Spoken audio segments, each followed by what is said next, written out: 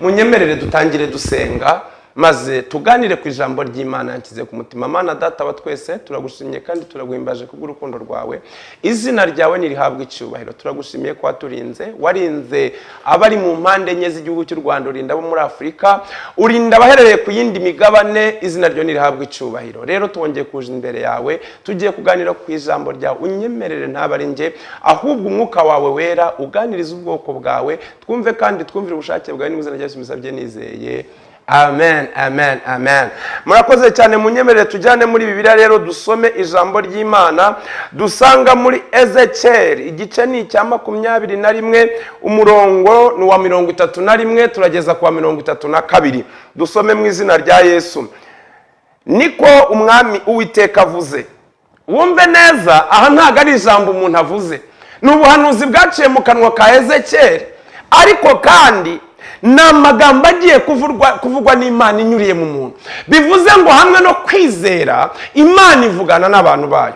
Binyuriye mu ijambo, Imana ivugana n'abantu bayo. Iravuze ngo ikureho igisingo, wiyambure ikamba. Ntabwo bizakomeza kumera nk'uko byari bisanzwe. Icyari hasi ugishyire hejuru, kandi icyari hejuru ugicishe bugufi. Tuvuge ngo amen. Hari ibyo usabwa gukora kugira ngo Imana ikore ibindi. Haleluya. Hari intambwe usabwa gutera kugira ngo Imana itere 99 ku buzima bwawe. Iravuze ngo ikureho igisingo kandi wiyambure ikamba. Itandukanye. Haleluya. Hari ibintu witandukanya nabyo. Icyo ufite, icyo wambaye. Umuntu yambaye ingofero, umubonye n'icyo abona. Umuntu yafite ikintu runaka cyamwiboheyeho, abantu nicyo bamumenyeraho. Rero Bibiliya yavuze ngo ikureho igisingo, wiyambure ikamba. Ntabwo bizakomeza kumera nk'uko byari bisanzwe. Icyari hasi ugishyire hejuru. Numara gukora ibyo bintu bizagenda gute? Nzabyubika nabyo ntibizongera kubaho, kugeza igihe nyirabyo ubifitiye ubushobozi azazira, nanjye nzabimuhereza. Ubuhanuzi bukomeye, magambo abwiye ubwoko bw'Imana. Ni ukuvuga ngo hari ibintu byari byariyubitse, kuko hari igisingo kiri ku buzima bwawe, cy'ibyaha, cy'ingeso mbi, cy'ururimi rubi, cy'imirimo mibi. Ariko Bibiliya yavuze ngo iyambure. Haleluya. Ikureho igisingo, wiyambure ikamba. Ikamba ry'ubunebwe, ikamba ry'amagambo mabi, ikamba ry'ubuhemu. Iyambure iryo kamba rituma ahantu ugeze bakwishisha. Iyambure iryo kamba rituma ahantu ugeze avuge ngo kirahise. Iyambure iryo kamba, haleluya, ry'ururimi rubi, ry'ibikorwa bibi. Iyambure iryo kamba ry'igisuzuguro. Iyambure iryo kamba, haleluya, kuko numara kuryambura ntabwo bizakomeza kumera nk'uko byari bimeze. Biraza guhinduka. Hari ubuzima winjiramo, hari ikimana iza gukora. Numara guhinduka ukitandukanya nawe wo mu busambanyi, niba itandukanya nawe mu businzi, abantu bose bakurebaga bakakubonamo umusa w'ibisindisha, abakubonye bakakubonamo umusa w'iyobyabwenge. Ariko ngumva iyambura iryo kamba. Hari ibintu Imana ikora, ariko hari n'ibintu dusabwa gukora. Haleluya. Imana ishobora byose, ariko iradusaba gusa kuyemerera tukiyambura ikamba, tugakuraho ibisingo, maze Uwiteka Imana agakora imirimo n'ibitangaza. Kuko hari ibintu yubitse kubera yuko itakubona. Hari ibintu yubitse kubera yuko udahari. Hari ibintu yubitse kubera yuko utagisenga. Haleluya. Ngo ibyari hasi ubishyire hejuru, ibiri hejuru bicishe bugufi. Niba hejuru harimo kujya mu bagenzi bawe kuvuga ibidafite umumaro, niba hejuru harimo amagambo akoze Imana isoni, niba hejuru harimo ibitutsi, niba hejuru harimo ubusinzi, niba hejuru harimo guhemuka, cisha bugufi. Haleluya. Uzamure urukundo, uzamure ibyiringiro, uzamure gusenga, uzamure kwizera, uzamure gukiranuka. Haleluya.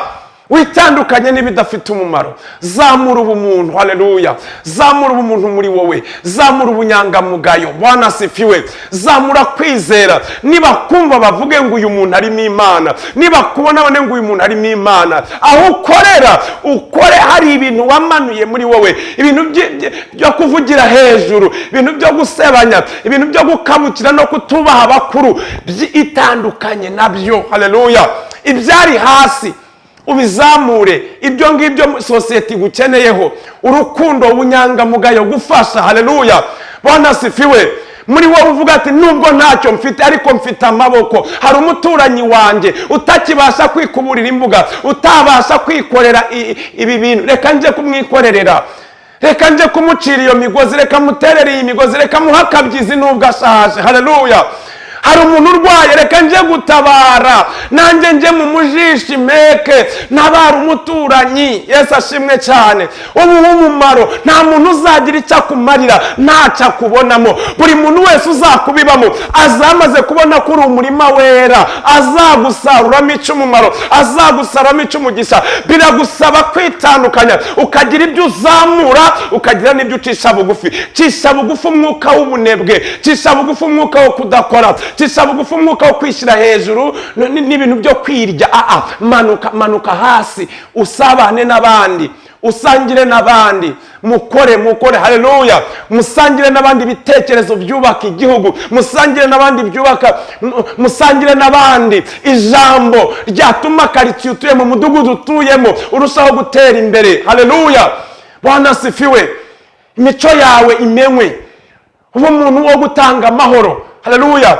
Uharanire ko buri muntu wese muturanye agira amahoro, we kubuza abandi amahoro ahubwo wo guhesha amahoro. Ibyo bizatuma Imana ikuzamura, haleluya. Ibyo yari yarimye abandi ibikuzanire, bizaca mu zihe nzira? Ibi akazi Imana yubitse, business Imana yubitse, buruse Imana yubitse, izayubura muri ubu buryo, kubera ko umuntu ufashe iki cyemezo cyo kwitandukanya n'imirimo ya kamere akinjira mu gakiza. Hari ibintu bibiri bimubaho.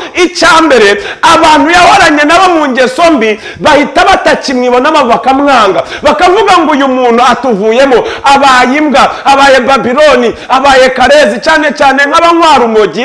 Iyo ururetse baravuga ngo ubaye Babiloni, ngo ubaye karezi. Abanywa nzoga iyo iretse baravuga ngo duhombye umusinzi muvandimwe. Ariko se nshuti zanjye, izi nzoga igihe wazinywereye zakugejeje kuki? Iri tabi igihe warinywereye ryakugejeje kuki? Iyambura icyo gisingo. Aba bantu iyo umaze kwiyambura icyo gisingo, wamara kwiyambura iryo kamba ry'ubusinzi, ry'ibiyobyabwenge, ry'ubusambanyi, ryo kubeshya, ry'ubwicanyi, ry'ubugome, abo mwakoranaga babona ko ubaye aduyi ku buzima bwabo, babona ko ubagambaniye. Ariko reka nkubwire, uhisemo neza. Naho bakwanze, ijuru rirakwemera, Imana iragukunda, Imana iracyagufiteho umugambi, humura ntacyo uzaba. Ikibazo kinakomero kibabaje, ngira ngo mbwire inshuti zanjye bene data, twakiye Kristo umwami n'umukiza w'ubuzima bwacu, dufite imyizere dusengeramo, reka umuntu uje ukugana umwakire neza, umuhe umwanya. Kuko ikibazo umuntu uvuye hanze ahura nacyo mu idini cyangwa se mu rusengero, nuko n'abasanze batamwizera. Nshuti yanjye uri mu nzira y'agakiza, nubona batakwizeye ntugire ngo barangana, ahubwo bafite impungenge ko utarahinduka, bafite impungenge ko wakongera ukaba mubi. Ariko ndagutangariza itangazo ko ari agahe gato. Nubwo uhora na periyode y'ubushomeri, nubwo uhora na periyode yo kuba mu irungu, ariko ni agahe gato, kuko ufata umwanya wo kurekura abo wari kumwe nabo, ukongera gufata umwanya wo kwakira abandi. Icyo nakwita divine connection, umwanya wo guhuzwa n'Imana. Abantu uhujwe n'Imana bakugirira umumaro, utazarangira nabi. Abo uhujwe na Satani n'ingeso mbi murangiza nabi, ariko abantu uhujwe n'Imana murangiza neza, haleluya. Kizakubwira umuntu ko ari Imana muzanye mu buzima bwawe, ntabwo iherezo ryanyu rizaba ribi, ahubwo muzaguma muri ab'umumaro kuri mugenzi wawe, muzahora mubanira nabo umumaro. Ngo Dawidi na Yonatani bahuye ubwo yaramaze kwica Goliyati, isamuzanye mu rugo ibwami. Ngo Yonatani amurebye abona Dawidi ni mwiza, abona ni inyangamugayo, afite umutima uzira ubusembwa, afite umutima umutunganyemo. Aravuga ngo umva muvandimwe, uhereye none ndumva ngukunze. Arangije ngo agatima kabo kaba nk'agati gakubiranyije. Yesu ashimwe cyane. Imana ikumbera abantu batazagushidikanyaho uyu mugoroba. Imana iguhuze n'umuntu utazita ku mateka yahashize, ahubwo atangirane nawe urugendo rwo gushima Imana, ahubwo atangirane nawe urugendo rwo guhamya mu izina rya Yesu. Arangize ngo baba inshuti, akajya amugira inama, amwigisha iby'ubwami. Dawidi mwibuke yari yasizwe amavuta yo kuzaba umwami, ariko ntiyarazi amateka y'ibwami. Ahuye na Yonatani ahita amenya amateka y'ibwami, ahuye na Yonatani ahita amenya uko agomba kwitwara. Haleluya. Nshuti yanjye, kizakubwira ko uhuye n'umuntu wawe akwigisha ubuzima bwaho ugeze. Barokore nshuti zanjye, aba bana b'Imana bari gukizwa, reka tubaho umwanya tubakunde, reka tubaho umwanya tubumve, twumve intego y'icyo bahagurukanye muri uru rugendo. Kuko muri uru rugendo buri muntu wese akeneye undi. Nshuti yanjye, ndagukeneye ngo ufate amaboko ngere aho Imana inshaka, nawe urankeneye ngo ufate amaboko ugere aho Imana igushaka. Turakeneranye, nta mukuru nta muto, kuko imbaraga za buri wese zirakenewe ngo tugerane aho Imana idushaka. Imana itugirire neza, Imana itwambika imbaraga zo gutsinda. Haleluya.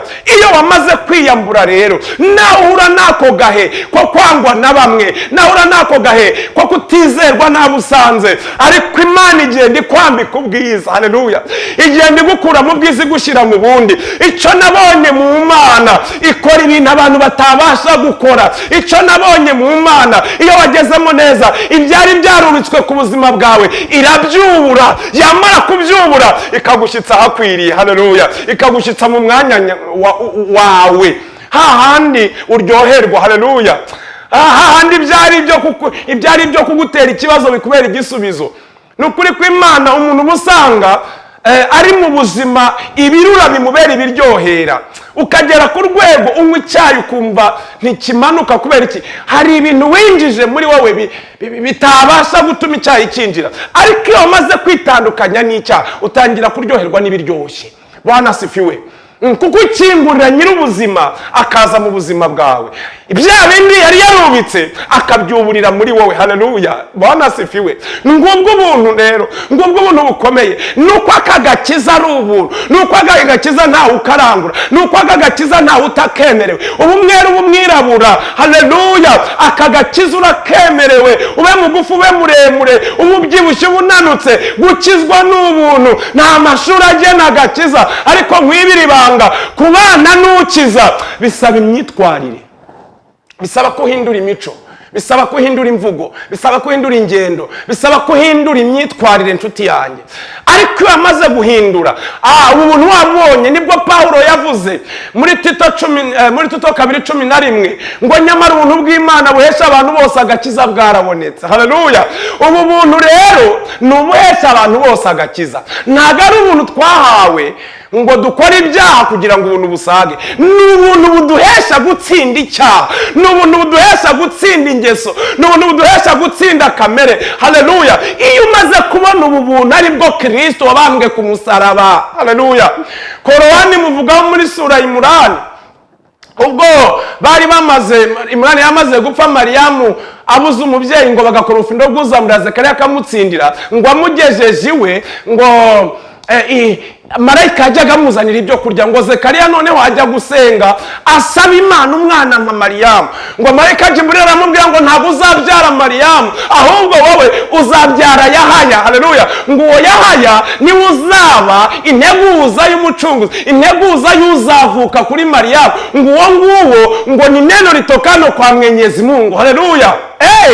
Ni nako marayika Jibril yabwiye Mariyamu muri surati Mariyamu, aramubwira ngo umva ugiye kubyara mu buryo bw'igitangaza. Undi ati nabyara gute ntarigeze mbonana n'umugabo? Ngo marayika Jibril aramubwira ngo ibitangaza by'Imana bizakubaho, ngo kuko uyu ugiye kubyara ntago ari umuntu usanzwe, ngo ahubwo ni neno litokano kwa Mwenyezi Mungu, ngo ni ijambo ryavuye ku Mana. Bishimangira icyo Yohana yavuze muri Yohana 1.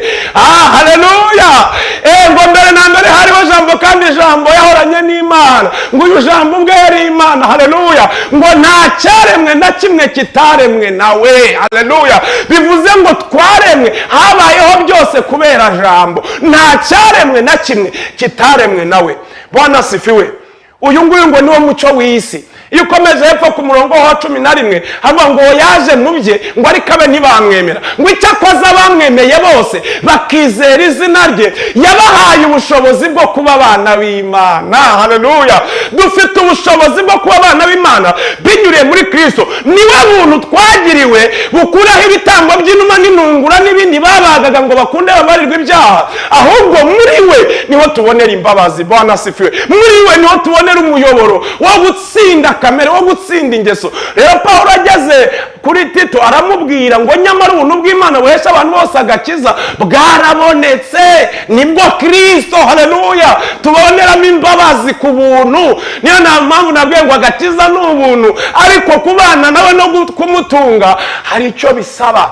Imyitwarire igomba guhinduka, imico igomba guhinduka, karakta zawe ikaba karakta y'umukiranutsi, ikaba karakta y'umwana w'Imana. Haleluya. Bwana sifiwe.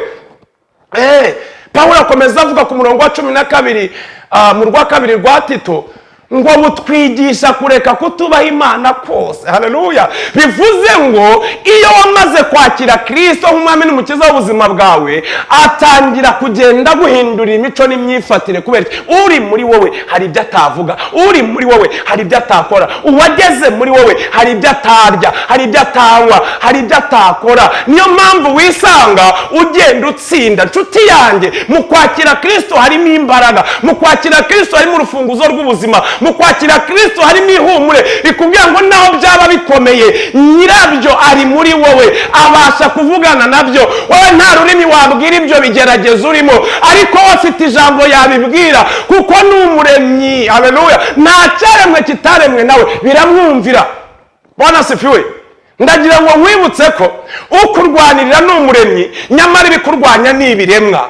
Rero kuva ukurwanirira ari umuremyi, gira kwizera ku isaha y'Imana izabikora.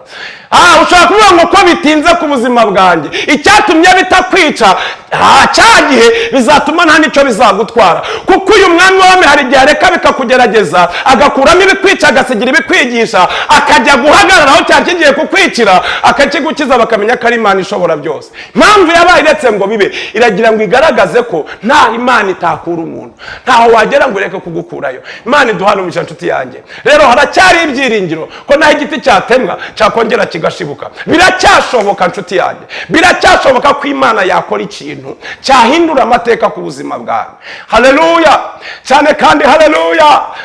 Umwami Yesu yamamare ku buzima bwawe. Rero ubu buntu twagiriwe bwo kubona Yesu Kristo budufasha iki? Ngo butwigisha kureka kutubaha Imana kose no kujya twirinda no gukiranuka. Bivuze iki? Iyo wagiriwe ubuntu bwo kumenya Kristo wa nyawe, no kubasha kumenya Imana y'ukuri, ukayihamya by'ukuri, ukayibera ambasaderi. Haleluya. Kabiri, nuko hari ubushobozi bwo kwirinda bukubamo. Muri wowe haba imbaraga zo kwirinda birya byagutsindaga. Muri Kristo niho tubitsindira, muri Kristo niho tubineshereza, muri Kristo niho tubonera imbaraga, muri Kristo niho tubonera amahoro, muri Kristo niho hari ibyiringiro nyakuri dutegerezanya twihanganye tukabigeraho. Imana iduhane umugisha mu izina rya Yesu. Rero hindura, gira ibintu hindura, Imana ikora igitangaza ku buzima bwawe. Bwana sifiwe. Kora ubushake bw'Imana izuzuza gushaka kwawe. Biri utakishoborera yirabishoboye. Ndaguhumuriza nkubwira ngo hari ibyo yari yarubitse kuko nawe hari uko utaruhagaze. Yagushakaga ikakubona, ikakubura. Nshuti y'Imana, Imana yagusezeranyije wirabura. Marayika uzana ibisubizaje asanga wamaze gutukura. Kubera iki? Wakoze ibintu bya artificiel Imana itakuremanye. Rero nshuti yanjye garuka ube wowe, ongera upfukame uti Imana nakoze amahano, nihindura uko utandemye. Yagusezeranyije ufite umusatsi wirabura. Marayika wisubizaje asanga uhari afitemo tentire, asanga afite ya makwafe y'indaya. Reba kwafu ugiye gukora yahanzwe nande, yaje kubera iki nshuti yanjye? Imana itugire neza kandi iturengere. Gira ibyo uhindura, gira ibyo uhindura, Imana ikuzanire bya bindi yari yarubitse. Emera Kristo abe muri wowe, emera Kristo ature muri wowe. izana igisubizo. Uwo yari ikizaniye yaravugaga ukuri, ariko uwabaye umunyabinyoma yagusezeranyije utaraba umusinzi, marayika azanye ibisubizo asanga uri umusinzi, azikomereza abihereza abandi, abiha nyirabyo, abihe ubifitiye ubushobozi. inshuti yanjye, ariko uyu mugoroba ufite amahirwe yo guhindukirira aho ugeze ikakugirira neza. Bwana asifiwe. Wewe wari uhagazemo neza rero, utarigeze utandukira, satani yakurwanyaga, ariko nkubwiza ukuri, afite ubushobozi buto cyane ku bushobozi bw'Imana yakuremye. Iyakuremye iravuze ngo nubwo nari narabyubike, ngo nzabyubika, ngo kugeza igihe nyirabyo ubifitiye ubushobozi azazira. Uyu mugoroba waje rero, akira ubuzima buzima mu izina rya Yesu, akira amahoro yo mu mutima, akira ubutsinzi, akira kugirirwa neza. Haleluya. Akira gukira iyo ndwara abaganga bananiwe, warayishoboye. Haleluya. Arayishoboye. Aherutse gukiza agakobwa ka Yayiro, harimo yerekezayo, yahuye n'umudamu batari bafitanye gahunda, ngo wari umaze imyaka 12 mugongo. nshuti yanjye, ngo uwo mudamu agira kwizera, aravuga ngo abapfumu ntacyo bamariye, bariye utwanjye baratumara, ariko mfite ibyiringiro ko uyu mugabo witwa Yesu namukoraho gusa nakira. Haleluya. ngo uwo mudamu aramanuka, ikigeragezo kimushakira inzira, kuko ngo hari abantu benshi bari kubyigana, babyiganira kuri Yesu, ariko umugore kubera igihe yari amaze mu kigeragezo, ntekereza ko yari asigaye anuka, ngo atangutse gusa, ab'iburyo bagahindira iburyo, ab'ibumoso bagahindira ibumoso, ngo arangije agera kuri Yesu, ngo agikora kuri Yesu gusa igitangaza kirakoreka. Akigera kuri Yesu indwara irakira, akigera kuri Yesu amukozeho ngo birakama. Mukozeho kwizera hari ibiri bukame, hari ibiri bukame, kandi na Yesu arabimenya, kuko umudamu agikora kuri Yesu, Yesu yarabimenye, aravuga ngo sinzi unkozeho. Bose baravuga ngo ariko se turimo turabyigana, abantu benshi barakubyiganiraho, warangiza ukavuga ngo sinzi unkozeho. Nshuti yanjye duteze amatwi televiziyo, ndagira ngo ubwenge abantu benshi bari kubyiganira kuri Yesu, ariko nugira umutima wo gukoza kwizera kuri Yesu, igitangaza kirakoreka ku buzima bwawe.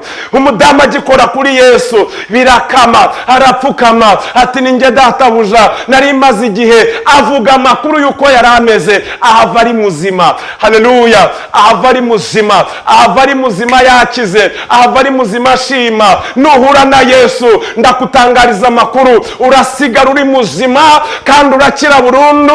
Ntabwo Yesu akora umurimo igice.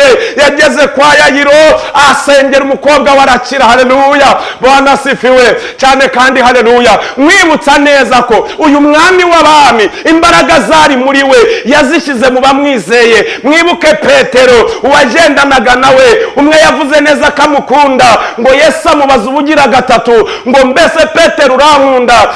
Petero ati ndagukunda. Yesu arongera amubaza, Petero ati ndagukunda. Ageneje gatatu, Petero amusubiza ati nawe urabizi ko ngukunda. Haleluya. Amuhesha ubushobozi, ariko ubu bushobozi mwibuke yabuhawe igihe yahishurirwaga icyo Kristo ari cyo. Banza umenye Yesu wawe uwo ari we, kuko ba Yesu bari kwiyamamaza ni benshi, ba Yesu bari kuvugwa ni benshi, ariko Yesu wawe uzamubonera mu bikorwa, umuhamye kurenza uko bamukubwira. Haleluya. ngo akibona Yesu arimo abaza, ubwo Yesu yababazaga ngo mbese bavuga ko ndinde? Bati bavuga ko uri umuhanuzi wabirize buri, bavuga kuri mwene Yosefu, bavuga kuri umuhanuzi ukomeye. Arangije arababaza ngo mbese mwe tubana, mwe dusangira, mwe twirirwana, muvuga ko ndinde? Maze bose baryumaho baraceceka babuze icyo bavuga. Petero agira iyerekwa, aravuga ngo uri Mesiya, Yesu Kristo, umwana w'Imana nzima. Maze Yesu amubwira ngo ibyo ntabwo bishowe n'inyama n'amaraso, ngo ahubwo ni umwuka wera. Kubw'izo mpamvu nguhinduye urutare, kandi kuri wowe niho nzubaka itorero ryanjye. Kuva icyo gihe yambara imbaraga, arakomera. Mu gihe Yesu yari yaragiye mu ijuru yabasigiye umwuka wera, ibyo yakoraga batangira kubikora. ngo Petero ageze ku irembo ryitwa ryiza, ageze ku irembo ryitwa ryiza, asanga uwo abandi bahasiga, bamusiga ku irembo bakinjira mu rusengero. Sinzi aho bagusize nshuti yanjye, ariko umuntu urimo imbaraga z'Imana araje ku buzima bwawe, aratura ijambo riguhagurutsa, aratura ijambo rikwinjiza aho baguheje, aratura ijambo rikwinjiza mu masezerano mu izina rya Yesu. ngo maze Petero arangije ageze ku mwana w'umuhungu yaramaze igihe asabiriza, yaramaze igihe ahoza, aravuga ati uyu mugabo byanze bikunze nawe arama ifeza nawe arama izahabu. Maze Petero aramubwira ati feza n'izahabu ntabyo mfite, ariko icyo mfite, haleluya, ndakiguha mu izina rya Yesu. Ntabwo ndi bukiguhe mu izina rya Petero, ntabwo ndi bukiguhe mu izina ry'abantu, ndakiguha mu izina rya Yesu. Arangije aramufata ikiganza aramuhagurutsa, utarigeze ahaguruka. Imbaraga za Yesu zari muri Petero ziramuhagurutsa. Izo mbaraga nizo ziri muri twe, izo mbaraga nizo twiringiriyemo, izo mbaraga nizo zidukoreramo.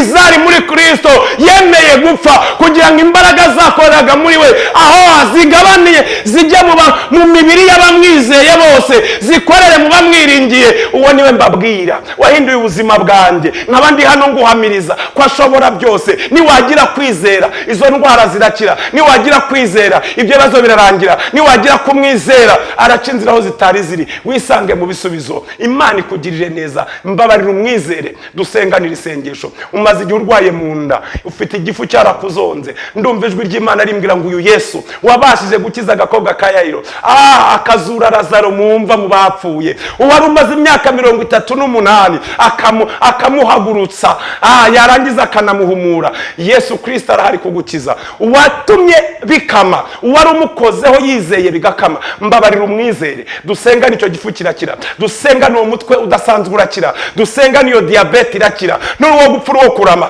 dusenga niyo kansa irashirira. Hari umubyeyi twigeze gusengana yakoraga hari wa Faisal arwaye kansa, Imana iramubwira ngo umva ndagukijije, n'ukuri yarakize. Mbonye Imana ikora, mbonye Imana ikiza, hamwe no kwizera urakira mu izina rya Yesu. Mana data wa twese, uwera wa Isiraheli, turagushimiye kuri umukiza, urabishoboye kandi urabikora. Sengeye abana bawe bateze amatwi, reka agikora harwaye, agikora hababara, n'uyu utabasha kuhakora akizeye kuri umukiza, reka iyi ndwara ikire, nyemerera iyi ndwara ikire. Ibimurwaza birusha imbaraga, byaba ari ibiterezanyo, zaba ari indwara z'umubiri, nzi ko ushobora byose kandi nta kibasha kurogoya imigambi yawe. Numukirize kwiyubahisha. Uyu bari gutwara mu kagare, imitsi yamaze kuba paralize, ndasenze yongera izuke, ongera uyizure papa. Wabashije kuzura amagufa yarakikije hariya ku rubaraza, maze urangije utegeka Yesaya guhanura, aya magufa arongera aba bantu. Nanjye ndasenze wari umaze igihe yarabaye nk'amagufa yumye, yongera umuntu mu izina rya Yesu, akomezwe n'amaboko yawe, akizwe n'imbaraga z'umwuka wera. Ineza yawe imubeho, mufateho papa, mukize. Urakoze, zamura haleluya kuko urakize, zamura haleluya kuko urabohotse mu izina rya Yesu, amen.